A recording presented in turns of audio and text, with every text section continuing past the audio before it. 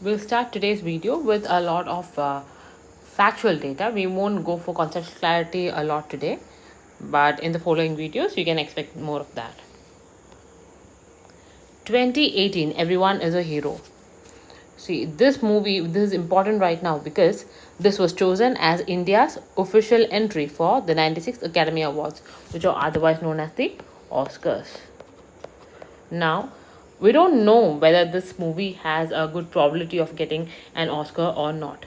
But considering the fact that RRR and Elephant Whisperers, both these got the Oscars last year, which was quite surprising. So there will be some hype surrounding this in this year.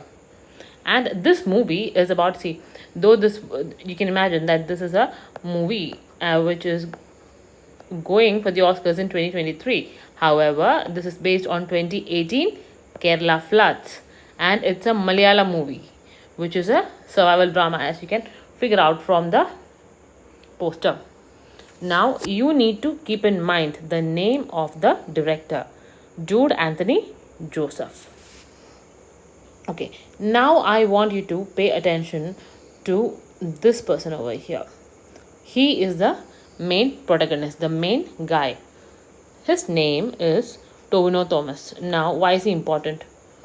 Tovino Thomas won the Best Asian Actor Award at the Septimus Awards. Now, see, you can see that he has, this is him, and this is the bust of the award in his hands. So, now we need to look more into Septimus Awards. As you can see, this is an international event, right? From the photo itself, you can see that it's an international event. Now, we have to pay attention to why this is important.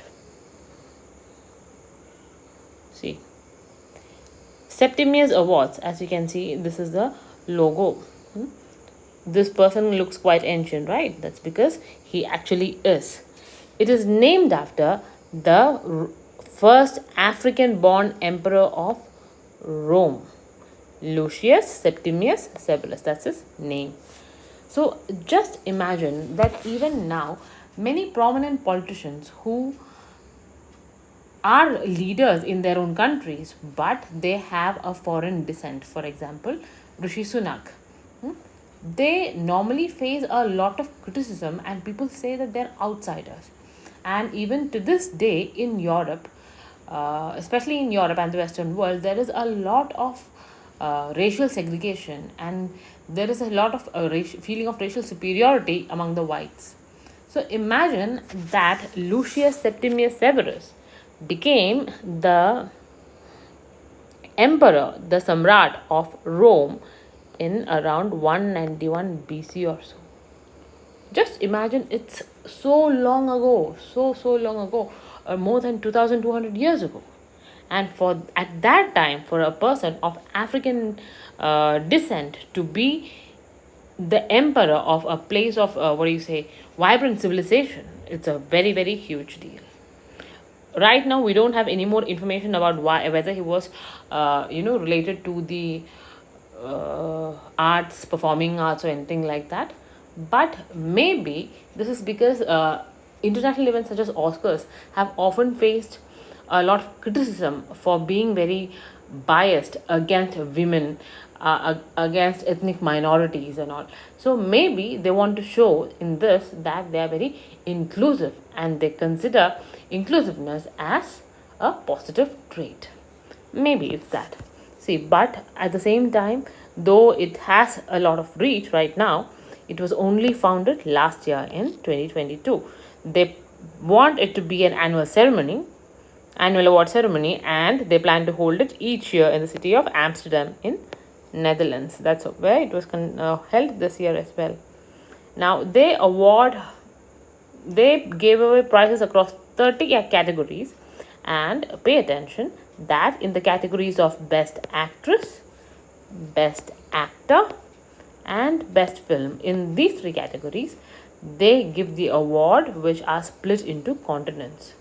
You might remember that Tovino Thomas got the Best Asian Actor Award. So it is a big deal, and that too for a regional movie.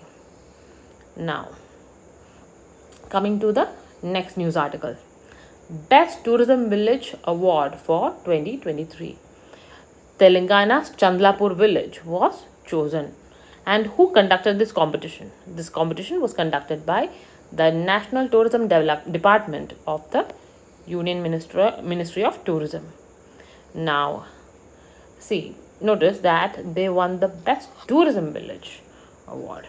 Now, what makes it so special? How is it a tourist spot? What makes it a tourist spot? The answer lies here.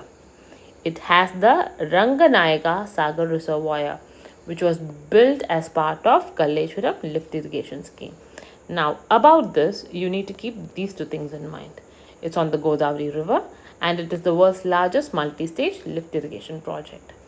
See, normally a question in this would be mostly like Chandlapur. Chandlapur was recently in news, and which prominent river lies alongside it, or which prominent river is found near it, or something like that.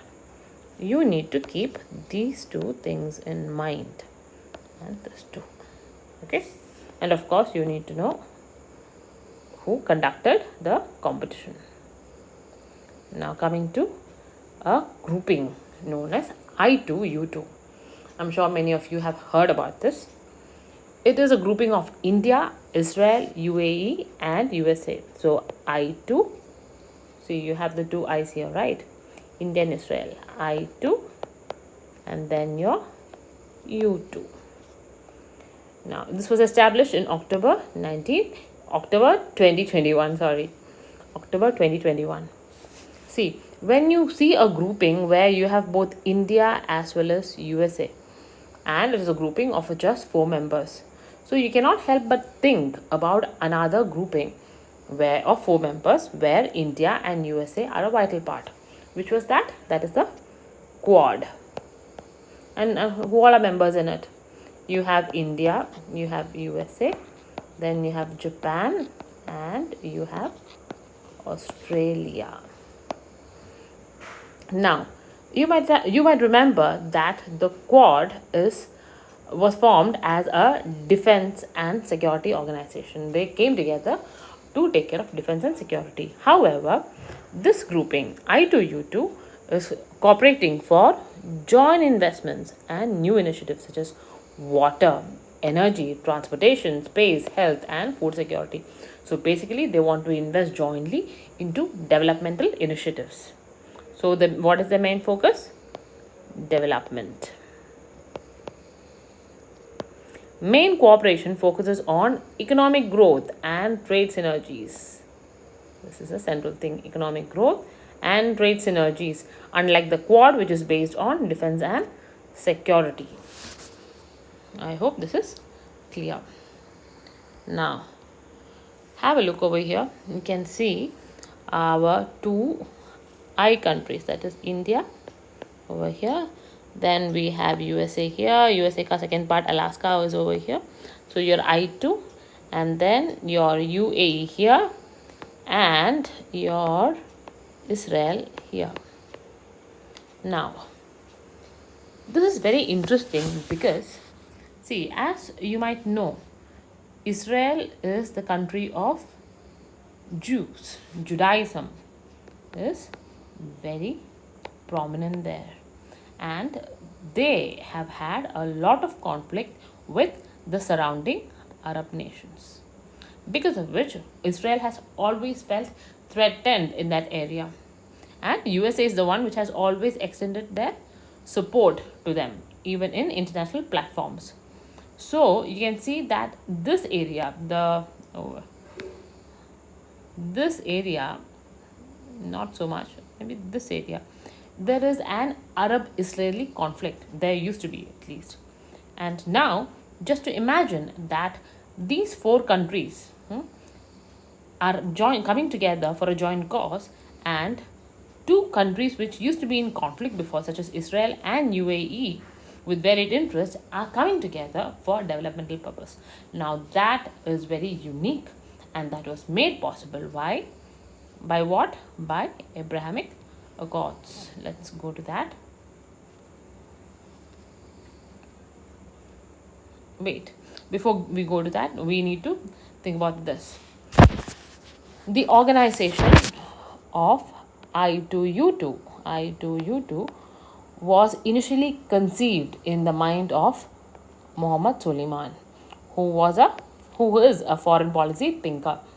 Now he brought out this strategic concept of Indo-Abrahamic alliance, and according to him, this would expand in the future to include Egypt and Saudi Arabia to create a favorable balance of power that maintains peace and security in West Asia.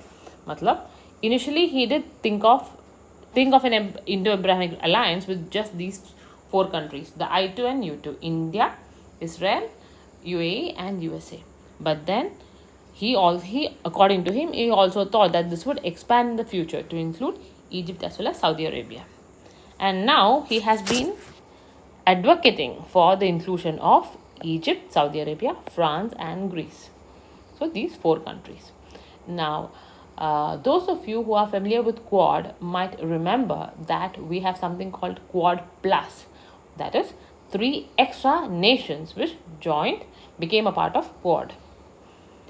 Now, similarly, if I2U2 were to have a plus, I2U2 plus, then it is sure to include Egypt and Saudi Arabia. Now, like we discussed before,